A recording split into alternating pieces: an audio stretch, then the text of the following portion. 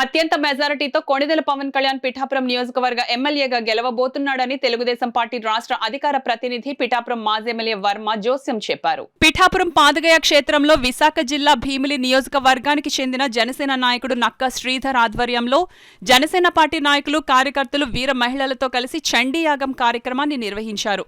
కొణిదెల పవన్ కళ్యాణ్ అత్యంత మెజారిటీతో గెలవాలని, అదేవిధంగా కూటమి అభ్యర్థులందరూ ఘన విజయం సాధించాలని ఈ చండీయాగం కార్యక్రమాన్ని నక్కా శ్రీధర్ నిర్వహించారు. ఈ కార్యక్రమానికి మాజీ ఎమ్మెల్యే వర్మ ముఖ్య అతిథిగా హాజరై పురోహితిక అమ్మవారిని దర్శించుకుని చండీయాగం కార్యక్రమంలో పాల్గొన్నారు. ఈ సందర్భంగా నక్కా శ్రీధర్, మాజీ ఎమ్మెల్యే వర్మ మీడియాతో మాట్లాడారు. అందరూ వీర మహిళలు, అలాగే జనసేన నాయకులు, జనసేన సైనికులు అందరూ కలిసి సుమారు 100 మంది ఈరోజు రావడం జరిగింది. ఈ చండీ హోమంలో పాల్గొనడం జరిగింది. వారికి కూడా పేరు పేరు ధన్యవాదాలు తెలియజేసుకుంటున్నాం. అలాగే మన పురోహితులు కూడా అందరూ చక్కగా సహకరించి విచారణతో మన యాగంని పూర్తి చేస్తున్నారు. సో వారికి మద్దతు ధన్యవాదాలు. ఈ పవన్ కళ్యాణ్ గారు ఈ రాష్ట్రానికి ఒక దిక్సూచి.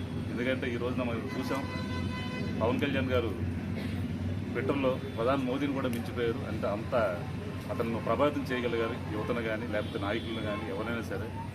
సో అటువంటి వ్యక్తి అసెంబ్లీలో అడుగుపెట్టమంది మనం చూడాలి. ఎందుకంటే అతను అడుగుపెట్టి ఏదైతే మన ఆంధ్ర రాష్ట్రంలో ఇబ్బందులు పడుతుందో, అభివృద్ధికి పదంలో ముందుకెళ్లకుండా ఈ ఇబ్బందులు ఉన్నాయి, అవన్నింటినీ మనం అసెంబ్లీలో ప్రస్తావించి వాటికి పరిష్కారం చూపగల సత్తా అయితే మటుకు పవన్ కళ్యాణ్ ఉండంలో ఎటువంటి సందేహం లేదు.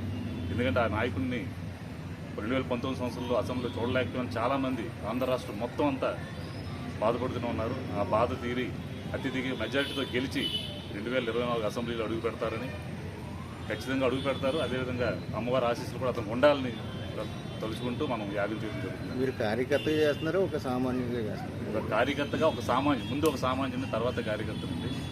ఎందుకంటే అతని తాలూ సిద్ధాంతాలను ప్రభావితం అయ్యి అతను ఏదైతే ప్రజలకు మంచి చేయాలో ఆలోచనతో అతని సొంత కష్టార్జితాన్ని కూడా ప్రజలకి పెంచే నాయకుడిని ఈ రోజున మనం ఎక్కడ చూసుంటాం భారతదేశం మొత్తం మీద. ఎందుకంటే ప్రతి ఒక్కరు ఏదో దాచుకోవాలని అదొక నినాదంతోనే రాజకీయాలకు అడుగుపెట్టడం జరుగుతుంది. కానీ ఒక నాయకుడు అతను సొంతంగా కష్టపడి అతని తాలూకా కష్టార్జితాన్ని ప్రజలకు పంచే నాయకుడిని ఈరోజు మనం చూసుంటాం.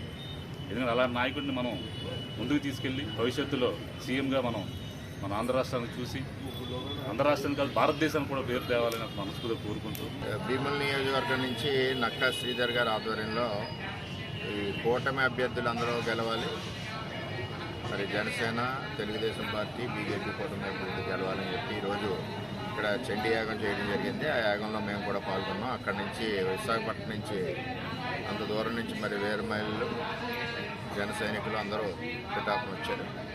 మరి పూజా కార్యక్రమం బ్రహ్మాండంగా జరుగుతుంది. ఆ భగవంతుడి యొక్క ఆశీస్సులన్నీ కూడా గుప్తేశ్వర స్వామి, పురోహితిగా అమ్మవారి ఆశీస్సులన్నీ కూడా కూటమి అభ్యర్థులకు ఆశీర్వదించి అందరినీ గెలిపిస్తారని